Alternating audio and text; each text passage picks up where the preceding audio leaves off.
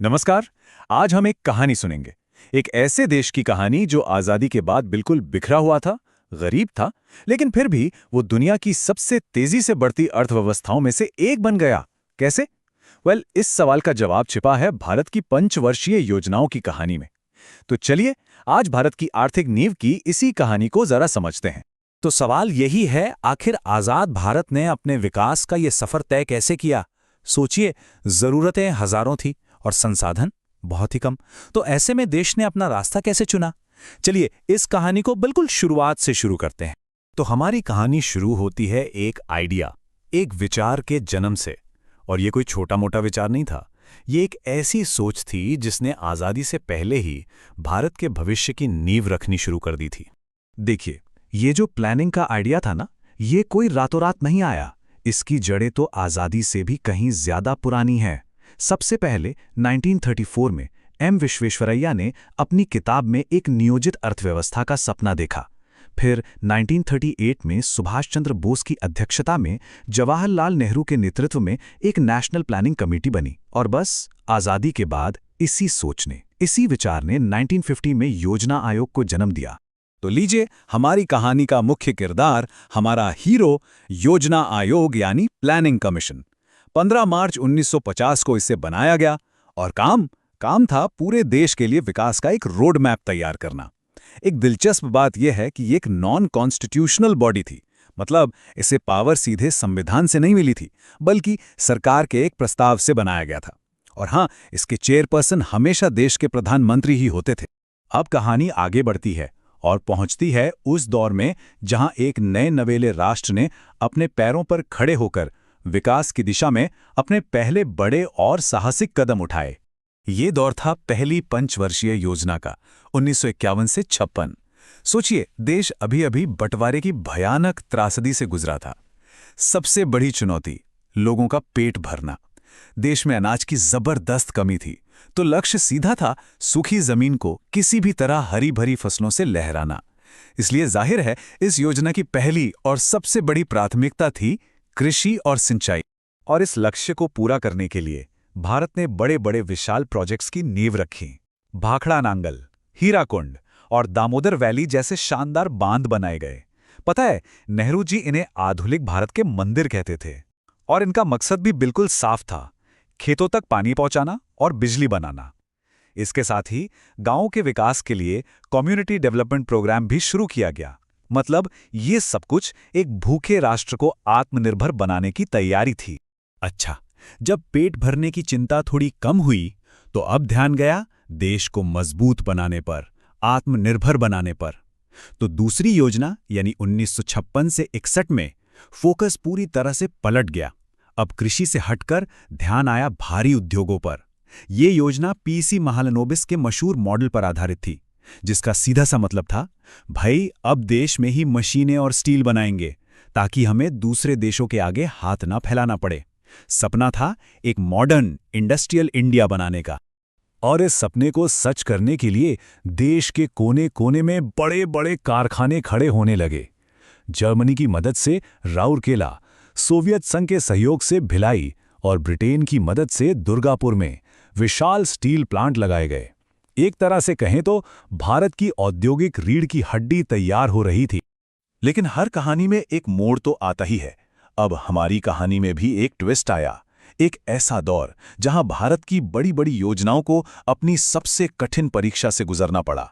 यह दौर था संकट का, और फिर उसी संकट से निकले समाधान का। तो तीसरी योजना 1961 से 66, इसका लक्ष्य बहुत बड़ा था, भारत को एक सेल्फ रिलायंट और सेल्फ जनरेटिंग इकोनॉमी बनाना। अब इसका मतलब क्या हुआ? इसका सीधा सा मतलब था एक ऐसी स्टेज पर पहुंचना जहां हमारी इकोनॉमी को आगे दौड़ने के लिए किसी बाहरी सहारे की जरूरत ही ना पड़े, वो अपने दम पर ही रफ्तार पकड़ ले। लेकिन कहते हैं ना, किस्मत को कुछ और ही मंजूर था। इस एम्बिशियस प्लान पर एक के बाद एक 3 बड़े संकटों का पहाड़ टूट पड़ा। पहला 1962 में चीन के साथ जंग, दूसरा 1965 में पाकिस्तान के साथ जंग। और जैसे इतना काफी नहीं था, 1965-66 में देश ने एक भयंकर सूखा भी झेला। इन एक के बाद एक आई आपदाओं ने देश के सारे रिसोर्सेज को विकास के कामों से हटाकर डिफेंस और लोगों की जान बचाने में लगा दिया। अब ऐसे मुश्किल हालात में सरकार ने एक बहुत ही समझदारी भरा कदम उठाया। पंचवर्षीय योजना पर कुछ समय के लिए ब्रेक लगा दिया गया। 1966 से 1969 के बीच के इस 3 साल के दौर को ही योजना अवकाश या प्लान हॉलिडे कहा जाता है। इसमें लंबी चौड़ी 5 साल की प्लानिंग की जगह बस एक साल के लिए छोटे छोटे प्लान बनाए गए। लेकिन जैसा कि कहते हैं, हर संकट अपने साथ एक मौका भी लेकर आता है, और इसी मुश्किल दौर में भारतीय एग्रीकल्चर के इतिहास की सबसे बड़ी क्रांति हुई, ग्रीन रेवोल्यूशन यानी हरित क्रांति की शुरुआत। अच्छे बीजों और फर्टिलाइजर्स के इस्तेमाल ने गेहूं और चावल का प्रोडक्शन इतना ज्यादा बढ़ा दिया कि भारत हमेशा के लिए खाद्य सुरक्षा यानी फूड सिक्योरिटी की राह पर चल पड़ा। तो संकट का वो दौर बीता और अब हमारी कहानी एक नई दिशा में मुड़ती है। अब योजनाओं का फोकस सिर्फ बड़े-बड़े बांधों और कारखानों से हटकर आम लोगों की जिंदगी, गरीबी और सोशल टारगेट्स पर आने लगा।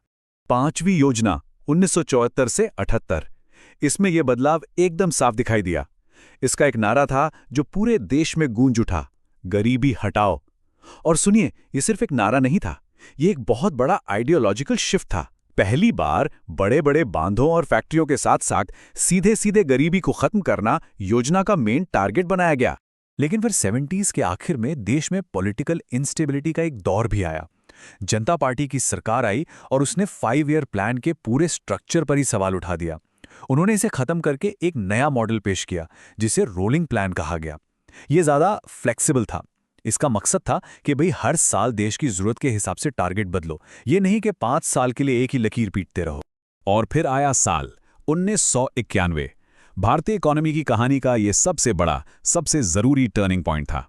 देश एक बहुत बड़े आर्थिक संकट से गुजर रहा था। हालत ये थी कि हमारे पास विदेशों से सामान खरीदने के लिए पैसे लगभग खत्म हो चुके थे।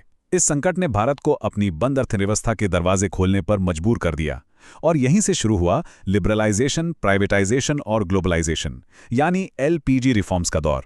एक ऐसा दौर जिसने भविष्य की सभी योजनाओं की दिशा हमेशा के लिए बदल कर रख दी। चलिए, अब हमारी कहानी अपने आखिरी पड़ाव पर आ पहुंची है। ये कहानी है उस युग के अंत की जिसने 60 से भी ज्यादा सालों तक भारत के विकास को एक दिशा दी और एक नई संस्था के आने का रास्ता तैयार किया। 12वीं और आखिरी पंचवर्षीय योजना जो 2012 से 17 तक चली, उसने एक बहुत ही नई और मॉडर्न सोच को अपनाया। इसके टारगेट्स में एक नया और बहुत ही जरूरी शब्द जुड़ा, सस्टेनेबल यानी संपोषणीय विकास। इसका सीधा सा मतलब था कि डेवलपमेंट ऐसा हो जो हमारी आने वाली पीढ़ियों के भविष्य और हमारे पर्यावरण को दांव पर ना लगाए। आज के क्लाइमेट चेंज के दौर में ये वाकई एक बहुत दूर की सोच थी। और फिर 1 जनवरी 2015, इस तारीख को योजना आयोग का 65 साल लंबा सफर खत्म हो गया और इसकी जगह ली एक नई संस्था ने जिसका नाम था नीति आयोग। ये सचमुच एक युग का अंत था। तो सवाल उठता है कि ये इतना बड़ा बदलाव आखिर हुआ क्यों? देखिए, योजना आयोग का तरीका था टॉप डाउन, मतलब दिल्ली में प्लान बना और राज्यों को उसे लागू करना है, बात खत्म। वहीं नीति आयोग कोऑपरेटिव फेडरलिज्म पर काम करता है, यानी केंद्र और राज्य एक टीम की तरह मिलकर प्लान बनाते हैं। एक और बड़ा फर्क, योजना आयोग प्लानर भी था और फंड भी बांटता था, जबकि नीति आयोग सरकार के लिए एक थिंक टैंक है, एक सलाहकार है जो सिर्फ आइडियाज और सलाह देता है।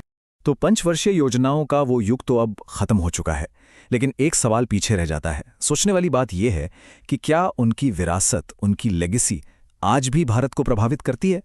वो जो बड़े बड़े बांध बने, स्टील प्लांट लगे और वो नीतियां जिन्होंने इस देश की नींव रखी, क्या उनका असर आज भी हमारी जिंदगी में महसूस होता है?